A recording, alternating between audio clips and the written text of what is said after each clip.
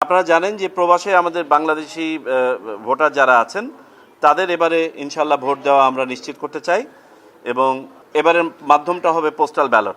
আমরা অতীতে দেখেছিলাম যে সময়ের অভাবে এই পোস্টাল ব্যালটের প্রভিশন থাকলেও আপনার ভোট সংগ্রহ করা সম্পন্ন করা সম্ভব হয় নাই। এমত অবস্থায় আমরা যে পদ্ধতিগুলো অবলম্বন করতে যাচ্ছি, প্রবাসীদের কাছে শুধুমাত্র সিম্বল ব্যালট যাবে, সেটাই হবে তাদের পোস্টাল ব্যালট এবং সেই সিম্বল ব্যালটে যতগুলো সিম্বল থাকা দরকার সেই সিম্বলগুলো থাকবে, যাতে করে আমরা এই ট্রাভেল টাইমটা কমাতে পারি। প্রবাসীরা ভোট দিবেন সিম্বল যখন অ্যাসাইন করা হবে প্রার্থীদেরকে, তারপরে সেইভাবে তাদেরকে নির্দেশনা দেওয়া থাকবে এবং উনিও সেভাবে ডিক্লারেশন দিবেন। ভোট দেওয়ার পরে এটা ফেরত আসবে।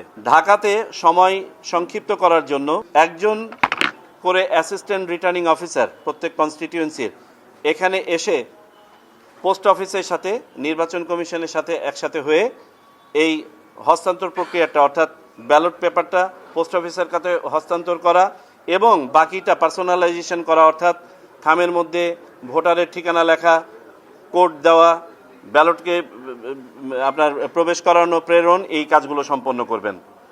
আর পুরো অপারেশনটা আমাদের বাংলাদেশ পোস্ট অফিস এটা সম্পন্ন করবে আমাদের কাছ থেকে ব্যালট পেপার সংগ্রহ করার পরে। পোস্টাল ব্যালটে আমরা যে রেজিস্ট্রেশন প্রসেস আছে, আপনার এই রেজিস্ট্রেশন প্রসেসটা আমরা অনেক আগের থেকেই শুরু করব।